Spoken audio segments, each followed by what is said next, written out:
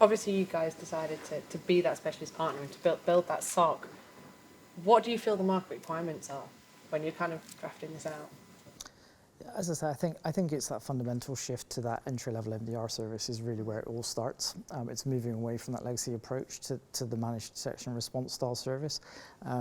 We are moving into an era now where we're starting to talk more and more about MXDR, Managed Extended Detection and Response, which really is fundamentally just bringing in more sources of information, making sure we're looking at a bigger picture than we are with just a basic MDR service. But we're saying that those basic MDR services are critically important because what we're talking about is today where most organizations just don't have them. So you can move to that classic Pareto law position of an 80-20 rule where even just getting started with an MDR service today is a fantastic leap forward from the legacy position.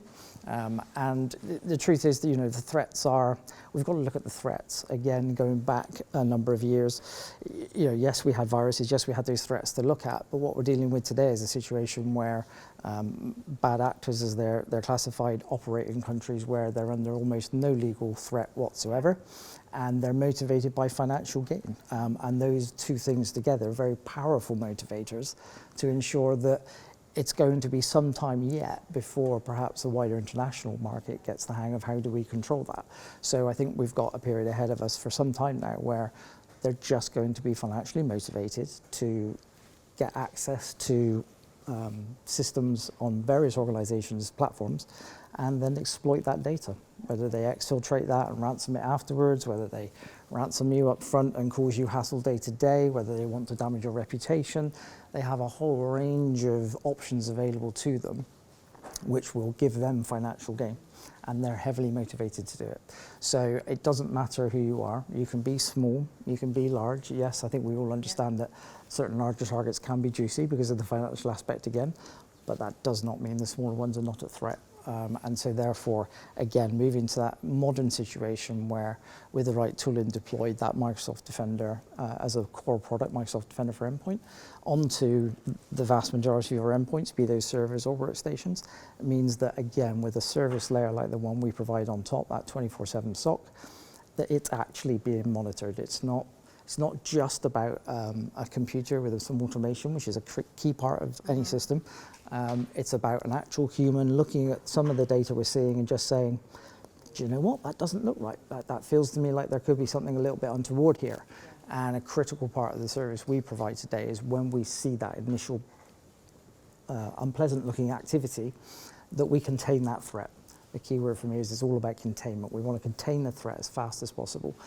I think there's a stat somewhere in the market, I can't remember whose statistic it is, but basically that from the time a bad actor gains a foothold in somebody's estate today to the time they usually get off that first point and onto the rest of the network is somewhere around an hour and 15 minutes. It's not very much time at all. So again, with this historical position where maybe you had some alerting and maybe it dropped an email into your help desk to say, probably something you want to look at, it's not going to work today. You need that full service layer where there's an actual analyst in real time up against a very tight timeline looking at it and going, I'm going to make a decision here, let's contain this threat and take steps. So that's again the type of service that we're able to bring to market to partners and customers. Two partners, definitely. And I think one of the things that you just said that kind of really does blend well with that is this is a service that is basic must-have for anybody now. It's not, as you said, 10 years ago, the antivirus was there, and you can still see the rising in the endpoint market is still big. Microsoft taking market share, you've still got your big top 5 titans there, still eking market share out, still growing significantly. Yeah.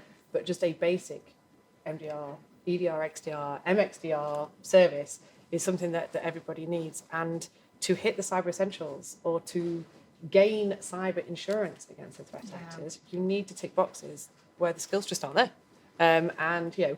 It then suddenly falls onto the partner community, into the channel, to understand how they can help their customers. Yep.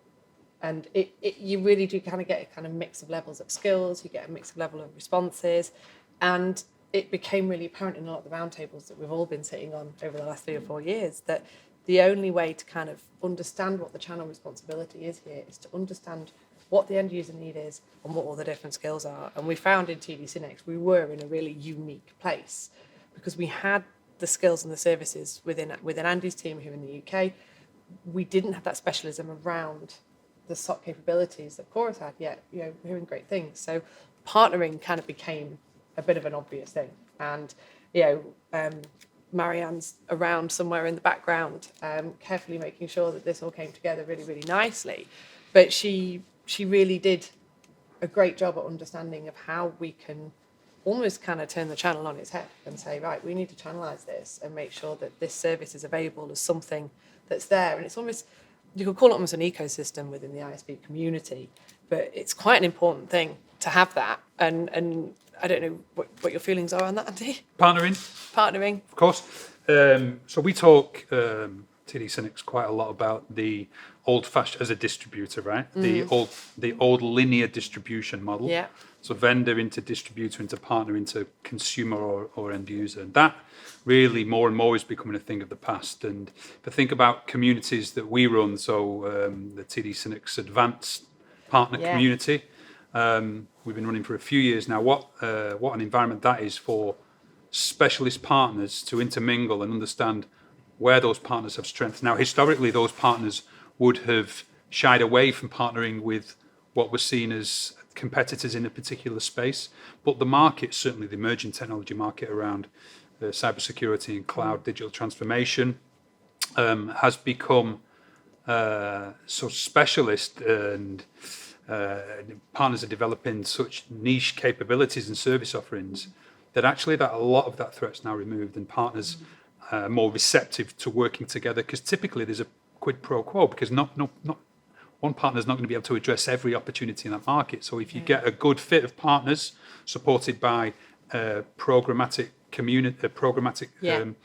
model in a community such as TDSYNNEX Advance, we think or have seen that that's really paying dividends. And actually, if you put yourself in an end user position, and Mark, you talked about the size of the total addressable market for something like extended managed detection and response.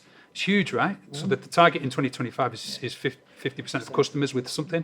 I think the stats in the report from 2022 were that 15% of partners have a service or something in place today to address that. Think about the investment required for an end user to build their own solution, or a partner that hasn't got that MSSP capability today to start from scratch and do that. The strategy involved, the MDR solution itself, the SIEM solution to be put in place and invested in, the headcount and payroll and skill required to manage that, covering a rota of people 24/7 to be able to provide that service. It's not, as you will know, I guess, investments that partners and end users are prepared to make. So that partnership becomes key to removing the risk that's becoming ever more prevalent within the market. So I think that, for me, is the importance of the partnerships. And we've seen this. So we're working with two partners, one in the UK and one in Germany. And both of those partners, great capability, and both of whom decided some time ago to build out their own capability in the SOC space. And actually, they ran at that for sort of 12 months, and actually at the end of it just decided, do you know what, this is more complex and difficult than we suspected. Still have the need for it, absolutely, but we're just not going to be able to maintain it. You know, we're busy doing our own things, which we're already very good at, and we don't want to dampen down what we're doing very well over here by continuing to try and pursue this. But we absolutely have a need for it. So we've been able to step in with those partners. Again, that specialist fulfillment, and actually plug that gap for them. And I think TDSYNNEX is critical in that, because, as you've said quite rightly, I was at a roundtable event recently where it was talked about, and it was openly discussed amongst the MSSPs in attendance, that basically over the last few years there has definitely been a shift in the market. You know, I don't want to put a number on it, but a number of years ago partners were certainly less willing to engage with other partners. I think that has completely turned on its head largely. It's a much more open market today. And having done that, I think you said now we need a way to actually, well, okay, that's great that we're willing to work with other partners now. How are we going to find these other partners? How are we going to know the good ones from the bad ones, the ones we can trust effectively? And of course, that's in a place where something like TDSYNNEX plays a fantastic role, because you know the partners. You have a very large partner market, probably the largest in Europe, I suspect, and who's better placed to know how to connect point A with point B than somebody like TDSYNNEX. So I think, both to shift in the market more to a services proposition for historical, like say, legacy distributors like yourself, to something a bit more modern, at the same time as being facilitators of providing those great service connections between various people who can provide those. It's a great time to be moving those pieces about. I mean, we haven't fact checked that, but we're going to roll with it. We do have the largest number of partners. Yeah, I'll go with that. Yeah, I'm sure we are. Yeah, no, we're all good. It's 11,000. It's- I can't imagine there's too many with that many.